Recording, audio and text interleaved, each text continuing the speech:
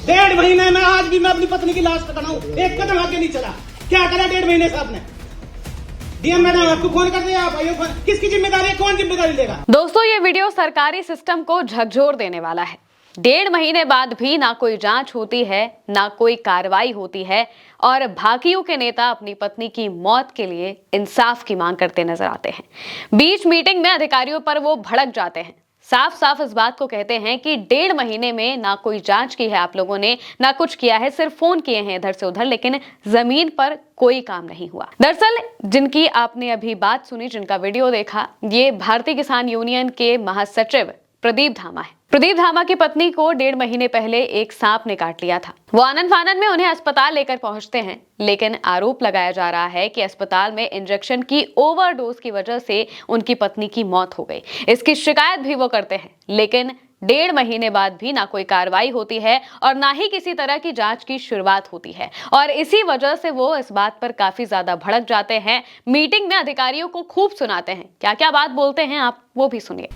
अगर हम उसी दौरान इस अस्पताल में आग लगा देते ना और इस सड़क को रोक के बैठ जाते तो 15 दिन में जांच भी हो जाती, रिपोर्ट भी हो जाती, सारे काम हो जाते। लेकिन हम अपने लिए नहीं कर सकते थे। अगर किसी और भाई के साथ हो जाता तो मैं कर देता, और का तो मुझे पता नहीं किसी का, लेकिन मैं कर देता। लेकिन मैं अपने लिए नहीं कर सकता था। मेरे लिए ये लोग करते जो मेरे इस यूनियन के पदाधिकारी हैं या जो मेरे घर के हैं या मेरे जो बाहर के, वो करते मेरे लिए। आज 1.5 महीने बाद मुझे आके यहाँ रोना पड़ रहा। इन्होंने क्या करा? क्या था प्रशासन ने करा? क्या मेरे यूनियन के पदाधिकारियों ने करा? और क्या किसने करा? मैं सबसे पूछना चाहता हूँ। मैं आपसे नहीं पूछना चाहता क्योंकि आप नए आए हो। मैं एसपी जी से पूछना चाहता हूँ, मैं प्रधान जी से पूछना चाहता हूँ, मैं इंद्रपाल से पूछना चाहता हूँ, और जो पदाधिकारी है मैं जिला के जिलाध्यक्ष से पूछना चाहता हूँ, क्या हुआ 1.5 महीने में मेरे साथ? अगर ये घटना मेरे साथ न होगा, मेरे किसी और भाई के साथ हुई होती ना, मैं सारे जिले को हिला कर रख देता। लेकिन मैं माल इतनी मजबूरी में हूँ, अपने लिए कुछ नहीं कर सकता। मैं इन लोगों को करना चाहिए था। आप मुझे बता रहे 10 तारीख में क्या हुआ? 1 मिनट, 10 तारीख में क्या हुआ? 5 तारीख में क्या हुआ? 1.5 महीने में आज भी मैं अपनी पत्नी की लाश पकड़ा हूँ, एक कदम आगे नहीं चला। क्या करा 1.5 महीने से आपने? डीएम मैडम आपको फोन कर दिया, आप आइए, किसकी जिम्मेदारी है, कौन जिम्मेदारी लेगा? किसके पास जाऊँ हम?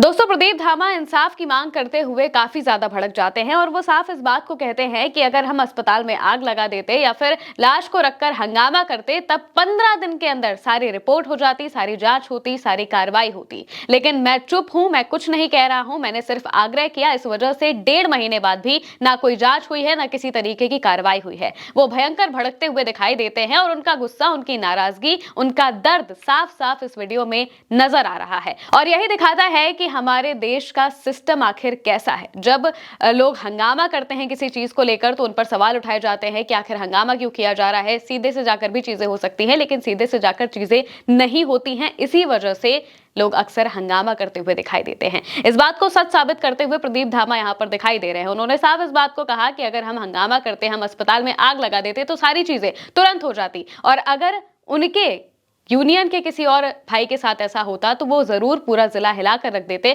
लेकिन वो अपने निजी काम की वजह से, अपनी निजी, उनकी पत्नी की मौत की वजह से वो ये सारी चीजें नहीं कर पा रहे हैं, क्योंकि ये उनका निजी मामला है। निजी मामलों में वो बहुत ज्यादा आगे इस चीज को लेकर नहीं बढ़ सकते हैं, सिर्फ आग्रह कर सकते हैं, मांग कर सकते हैं, लेकिन उन मांगों को भी पूरा नहीं किया जा रहा है और इसी वजह से वो काफी ज्यादा भड़कते हुए दिखाई देते हैं।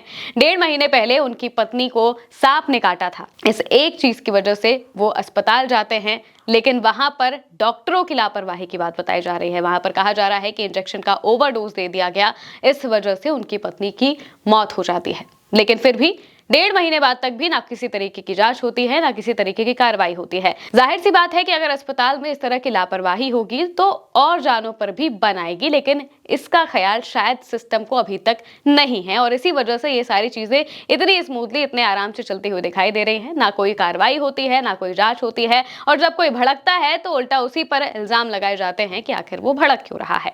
और जब लोग सड़कों पर उतर जाते हैं तो कहा जाता है कि ये तो अराजक तत्व हैं। लेकिन जब काम नहीं होता है तो अक्सर सड़कों पर उतरना पड़ जाता है और इसी बात को प्रदीप धामा यहाँ पर कहते हुए दिखाई देते हैं। वो अल्टीमेटम तक दे देते हैं और साफ साफ इस बात को कहते हैं कि उन्हें इंसाफ चाहिए, उनका परिवार इंसाफ मांग रहा है। इस घटना के बाद परिजनों ने जांच और कार्रवाई की मांग की, लेकिन इतने समय बाद भी ना तो कोई ठोस जांच रिपोर्ट सामने आई और ना ही किसी के खिलाफ कार्रवाई हुई। इसी वजह से प्रदीप धामा और उनका परिवार इंसाफ को तरसता रहा है। बताया जा रहा है कि जब प्रशासनिक अधिकारियों और किसान संगठनों के बीच वार्ता चल रही थी, तभी प्रदीप धामा अचानक खड़े हुए और अधिकारियों से सीधे सवाल पूछने लगे। उन्होंने तीखे शब्दों में कहा कि अगर ये उनका मामला ना होता तो अब तक जिला हिला देते। इसी दौरान किसी ने उनका वीडियो बना लिया, जो कि अब सोशल मीडिया पर काफी ज्यादा वायरल हो रहा है और लगातार मांग की जा रही है इंसाफ देने की, यानी कि इस पर और कार्रवाई करने की, जो उनकी मांग है उनकी मांगों को पूरा करने की। अब ये देखना होगा कि आखिर सिस्टम या सरकार, प्रशासन, तंत्र इस सब चीजों को किस तरीके से लेता है। ये पूरा वीडियो बागपत से सामने आया है। फिलहाल के लिए मेरे साथ इस खबर में इतना ही। आप देखते रहिए उल्टा चश्मा यूसी।